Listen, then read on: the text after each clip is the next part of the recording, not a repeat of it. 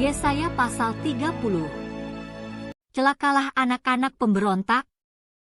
Demikianlah firman Tuhan, yang melaksanakan suatu rancangan yang bukan daripadaku, yang memasuki suatu persekutuan, yang bukan oleh dorongan rohku, sehingga dosa mereka bertambah-tambah, yang berangkat ke Mesir dengan tidak meminta keputusanku, untuk berlindung pada Fir'aun, dan untuk berteduh di bawah naungan Mesir.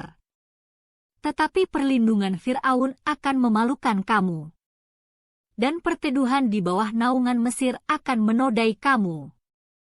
Sebab sekalipun pembesar-pembesar Yerusalem sudah ada di Zoan, dan utusan-utusannya sudah sampai ke Hanes, sekaliannya akan mendapat malu karena bangsa itu tidak dapat memberi faedah kepada mereka, dan tidak dapat memberi pertolongan atau faedah, melainkan hanya memalukan, bahkan mengaibkan mereka. Ucapan ilahi tentang binatang-binatang di tanah Negeb. Melalui suatu negeri yang penuh kesesakan dan kesempitan, tempat singa betina dan singa jantan yang mengaum, tempat ular beludak dan ular naga terbang. Mereka mengangkut harta kekayaan mereka di atas punggung keledai, dan barang-barang perbendaharaan mereka di atas ponok unta, kepada suatu bangsa yang tidak dapat memberi faedah, yakni Mesir yang memberi pertolongan yang tak berguna dan percuma. Sebab itu aku menamainya begini, Rahab yang dibuat menganggur. Maka sekarang, pergilah, tulislah itu di depan mata mereka di suatu loh, dan cantumkanlah di suatu kitab, supaya itu menjadi kesaksian untuk waktu yang kemudian, sampai selama-lamanya. Sebab mereka itu suatu bangsa pemberontak, anak-anak yang suka bohong, anak-anak yang enggan mendengar akan pengajaran Tuhan, yang mengatakan kepada para tukang tilik, jangan menilik, dan kepada para pelihat, janganlah lihat bagi kami hal-hal yang benar, tetapi katakanlah kepada kami hal-hal yang manis. Lihatlah bagi kami hal-hal yang semu, menyisihlah dari jalan dan ambillah jalan lain. Janganlah susahi kami dengan yang Maha Kudus, Allah Israel. Sebab itu beginilah firman yang Maha Kudus, Allah Israel. Oleh karena kamu menolak firman ini, dan mempercayakan diri kepada orang-orang pemeras dan yang berlaku serong, dan bersandar kepadanya, maka sebab itu bagimu dosa ini akan seperti pecahan tembok yang mau jatuh, tersembul keluar pada tembok yang tinggi, yang kehancurannya datang dengan tiba-tiba, dalam sekejap mata. Seperti kehancuran tempayan tukang periuk yang diremukan dengan tidak kenal sayang. Sehingga di antara remukannya tiada terdapat satu keping pun yang dapat dipakai untuk mengambil api dari dalam tungku, atau mencedok air dari dalam bak. Sebab beginilah firman Tuhan Allah, yang Maha Kudus, Allah Israel.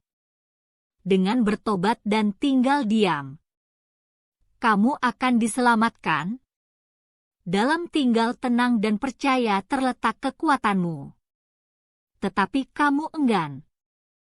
Kamu berkata, bukan?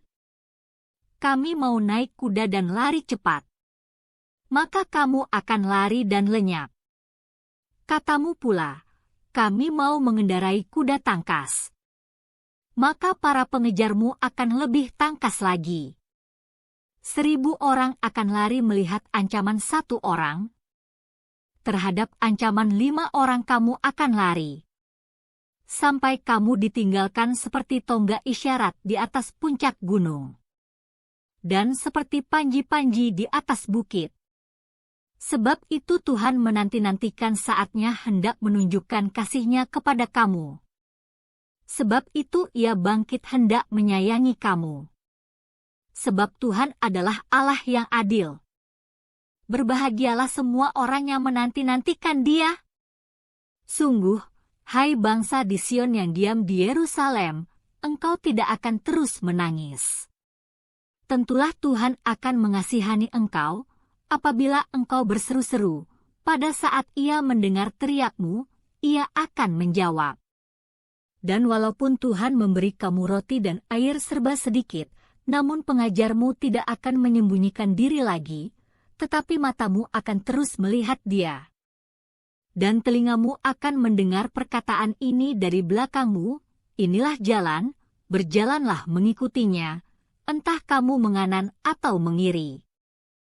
Engkau akan menganggap najis patung-patungmu yang disalut dengan perak atau yang dilapis dengan emas, engkau akan membuangnya seperti kain cemar sambil berkata kepadanya, keluar. Lalu Tuhan akan memberi hujan bagi benih yang baru kamu taburkan di ladangmu, dan dari hasil tanah itu kamu akan makan roti yang lezat dan berlimpah-limpah.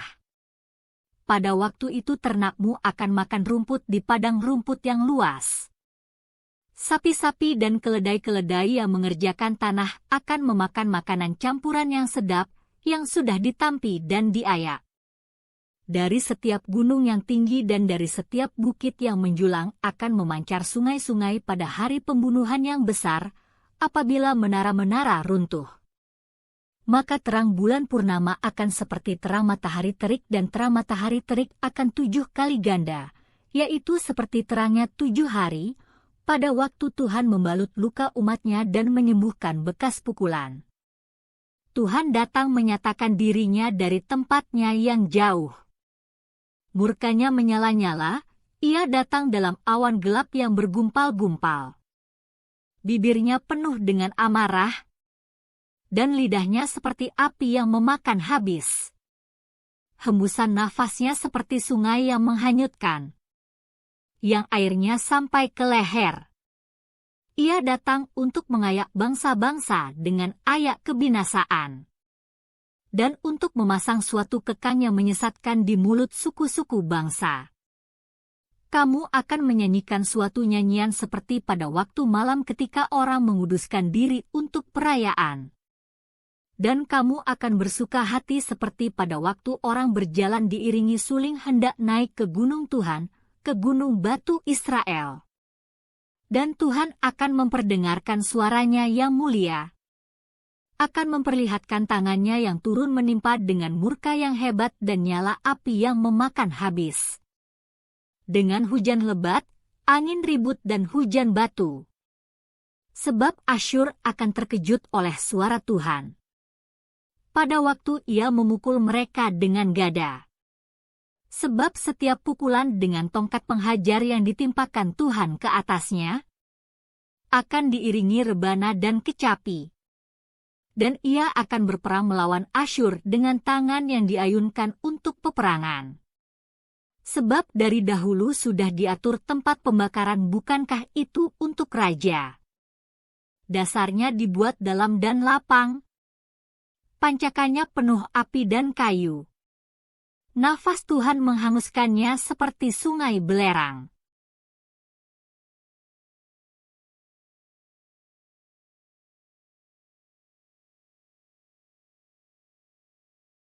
Shalom saudara-saudaraku yang kekasih di dalam Tuhan. Puji Tuhan kalau kita masih diberi kesempatan hidup hari ini.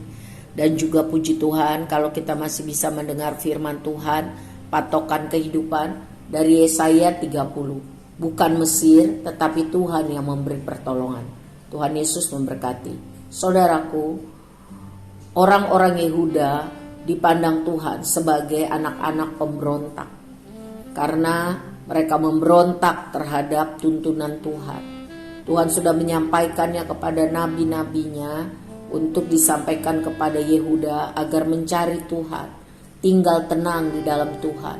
Tuhan yang selama ini menolong mereka keluar dari perbudakan Mesir, bisa menyeberangi Laut Merah dengan mujizat, bisa keliling selama 40 tahun di tanah yang sangat panas, gurun, pasir, disertai Tuhan pada waktu malam maupun siang, ditolong Tuhan menghadapi bangsa-bangsa yang lebih hebat, lebih besar dari mereka.